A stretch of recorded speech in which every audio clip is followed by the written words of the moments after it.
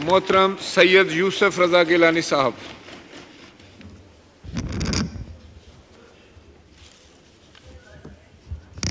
जनाब स्पीकर, मैं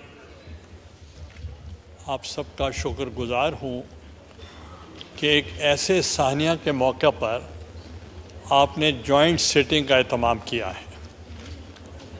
upper house and the lower house दोनों मिलकर जब यहाँ से पैगाम जाएगा तो उसके असरात पूरी दुनिया में होंगे। यहाँ बड़े मौसर तरीके से प्राइम मिनिस्टर साहब ने अपने कुछ ख्यालात का इजहार किया, कुछ उन्होंने तजावीज़ भी दी और कुछ तजावीज़ मांगी भी।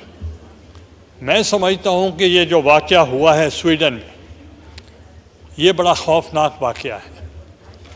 इससे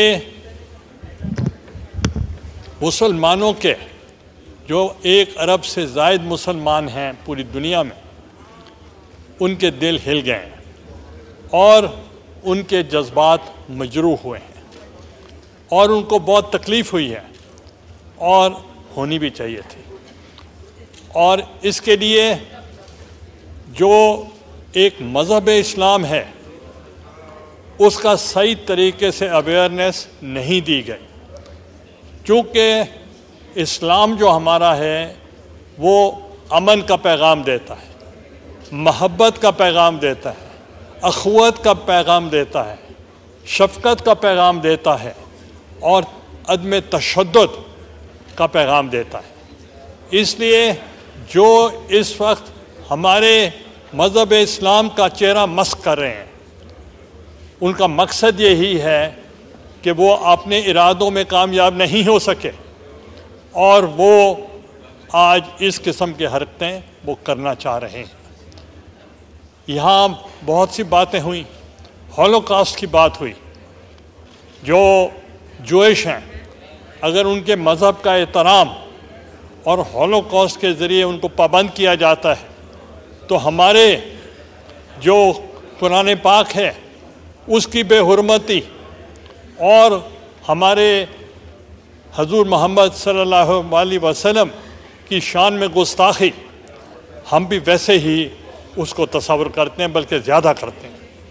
तो इसलिए ये इंटरनेशनल लॉज प्रोहिबिट करते हैं कि आप किसी तरीके से स्टेट्स को अदम बर्दाश्त जो तशद्दुद है उसको रोकना चाहिए।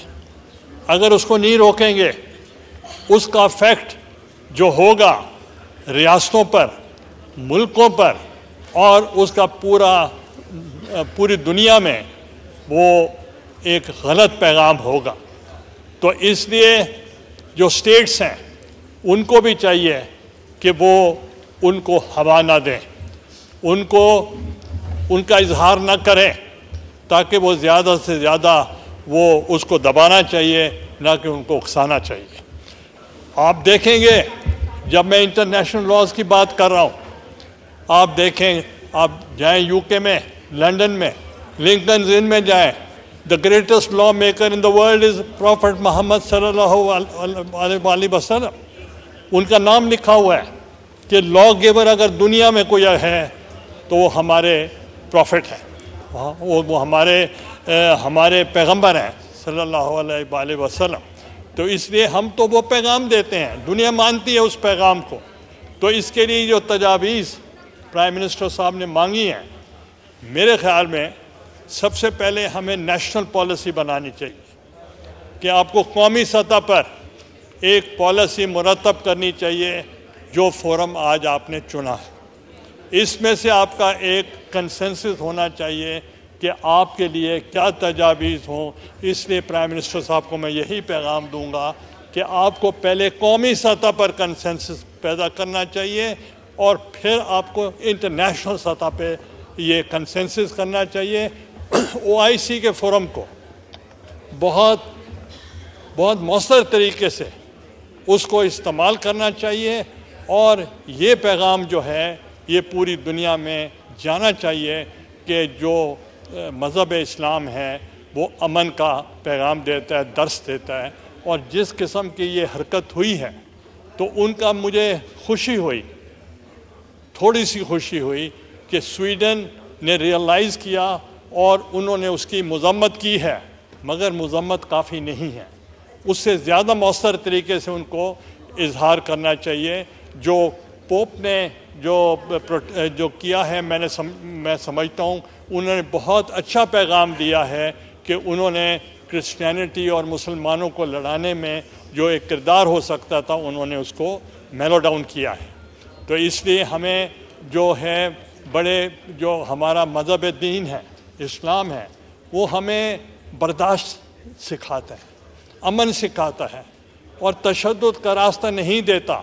हम पुरअमन हम अपने एहतजाज करें, प्रोटेस्ट भी करें, मगर हम जो बर्दाश्त का जो हमारे हजूर पाक ने हमें बताया है कि बर्दाश्त और अदम तशद्दुद वो अपने हाथ से नहीं जाने देना चाहिए। तो यही मेरे 2-3 सजेशन थे और फॉरेन ऑफिस को चाहिए कि बड़े मौसर तरीके के साथ इसको बहुत इफेक्टिवली तमाम फोरम्स में जहाँ जहाँ फोरम्स हैं उन पे ले जाना चाहिए और इंटरनेशनल लॉज के मुताबिक जो उनके जो पाबंदियाँ हैं उनको भी फॉलो करना चाहिए। बहुत मेहरबानी स्पीकर साहब, बहुत मेहरबानी।